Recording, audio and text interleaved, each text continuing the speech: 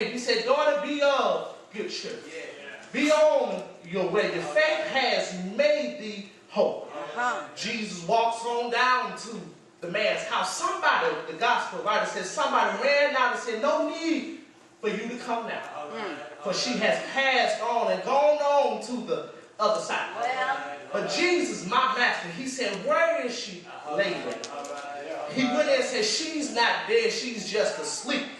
And you know, people started laughing. Deacon Tim said, this man is crazy, because I know she's dead. I looked up and touched her myself. She's dead, she's cold now. But Jesus, being God that he is, being sent from heaven, said, get everybody out of the way. Everybody, you got to get out of here now. He said, mama and daddy, Peter, James, and John, y'all come with me. We're going in to get her up. So Jesus walks into this room. Look, went and called this girl and said, come forth. Arise. Now, after this, now the woman, they said that she was dead. But Jesus walked into the room and said, come forth, arise. And he took the by her hand and said, get her something to eat. And walked outside to other people that he just put out 5 minutes ago and said, look who's awake. Look who's awake. He said, now don't tell nobody what just happened.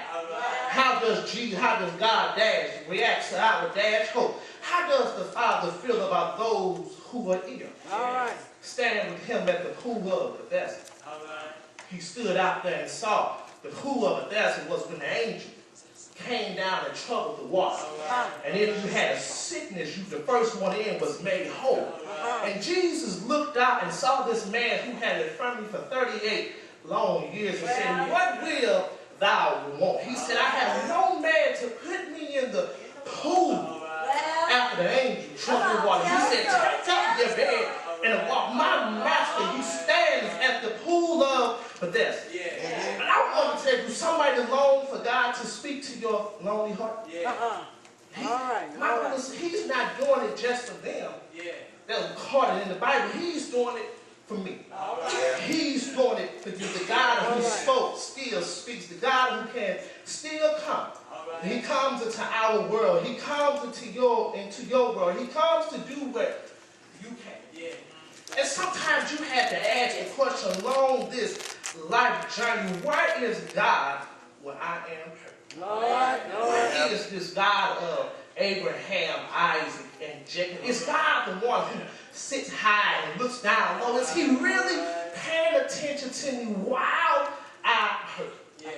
David said, it got so bad that my enemy began to ask the question, where is your God now? Where is the God that David, that you sing and praise all the day long? Where is he at now while we are tormented, while we are having our way with you now? Where is he at that you can't see, but you seem to have so much faith in? Where is this God at? Because it seems like that he has left you all by yourself. There are moments in our lives that we all can attest to in which a real God meets real pain. So we can ask the question, where is God when I am hurt? In our lesson here today, I just wanted to focus in on that word testimony. Because a testimony, my brothers and sisters, whether we know it or not, we all have a testimony. We all was given a testimony for a purpose. Now, once we look at this word testimony, and the writer Paul here, he tells me that testimony, when I look the word up, is evidence in support of a fact or a statement. In other words, it's proof. Then somebody said it's an open declaration or confession as of my faith. So what does it mean to be a testimony? It means simply that I am a witness, to witness on behalf of God of all the goodness that he has shown towards me. And my brothers and sisters, whether you want to sit there high and sedity on a high mountain, we all have a testimony because God has done something for all of us in here today. We ain't made it here thus far by ourselves. I heard the writer say, he brought me all of the way because I was too slow, too stupid, too dumb to figure out how to make it to the next level. A testimony. I wonder, we all have a testimony. Some people sit here doing testimony, period, and sit on their behind like God has not done nothing. And sit there like all the money in the bank account that God has given, and all the cars out in the driveway God has given, all the pretty houses, fine suits, nice dress, big old hats and nice shoes that filling up the closet, and the closet in the hallway that they have attained it on their own. But the God that I serve, He gives it all to us. He gives us a testimony for a purpose. I know you got a testimony because I'm sitting here because of the testimony God wanted to give to me. I'm standing here, so what does it mean to have a testimony? In order to test it, let's break this word testimony. All right. A test. Now, I'm not talking about the test where you have multiple choice. You have your essay question. Now, I'm talking about a test where there's a trial of the quality of something. To put something to a test. And molding means to denote a statue, a role, or a function. So in order to stand up your testimonial period, we have to know how to testify. And in order to testify, you had to have a test. But my brothers and sisters, you can't have a testimony without the test. Because the test gives you the testimony to tell somebody about the things that you went through. So in order to testify, you got to have a test. You can't have the testimony without the test. And my brothers and sisters, whether we look at it or not, we are given the testimony for a purpose. It might seem funny that we are given a testimony for a purpose, because when I got saved, when I decided to join church, nobody told me, can I just be real this morning? Can I just be me myself? Nobody told me all of the hell I would have to go through on this Christian battle in the church once I got saved. And I know some of you want to sit there like, yeah, you know, since I came to Jesus, everything been peaches and cream, every day been a good day, always shine. Well, I wonder what church you at. Come on. I wonder this morning, Sister Fang, what church they at. Because when I got saved, it started out good. It started out good because I was still learning how to be a Christian. But once I made my mind up on how to really do this, all hell seemed to break loose. Things I didn't have to deal with while I was a sinner, now I have to deal with on an everyday basis. All right. And it seemed as though God is doing, He's messing with me. He's changing my way of thinking.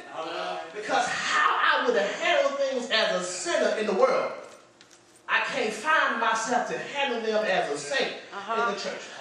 You know, some days if you just, Brother Marcus, some days I don't want to always give the correct answer. When somebody calls me the wrong way, I don't always want to turn the other cheek. Sometimes I just want to drop everything and say, let's get it on right now. But since I got saved, my testimony is I don't do the things that I used to do. All right. Come on. And some of you say, well, how is that? Well, it was a learning process. You know, I started out, some of us, we are in the process. I don't do it as often as I used to do. In other words, when you would have talked to me the wrong way, I would have cussed you out right there on the spot. But now I learned how to walk away and do it under my breath. Now, I wish somebody would be real with me this morning. Now that you stepped on my toes, I learned how to walk away and to say, ooh, next time they do it, it's going to be some trouble in the house. But I learned how, with my testimony, to be a better person. That's true. And some days, Brother Marcus, I wonder why today. Why can it be one of those days where I just had to go ahead and be branding on them and tell them how I really felt? But a testimony. Well, now once we look at a testimony now, because I like testimony, period. But I hate to hear testimonies that's not true. All right. When we give up to give a testimony, it ought to be a personal testimony, not somebody else's testimony they told last week that you heard on YouTube, that you heard last week. It ought to be our own testimony. And my brothers and sisters, whether you know it or not, we can tell if your testimony real or not. Because that comes from the heart. It reaches the heart. So when you tell your testimony, I ought to be able to rejoice with you, knowing that my God who sits high has done something wonderful for you. Because when you stand up and you say, to God be the glory who is the head of my life, I know half the time some of us just playing.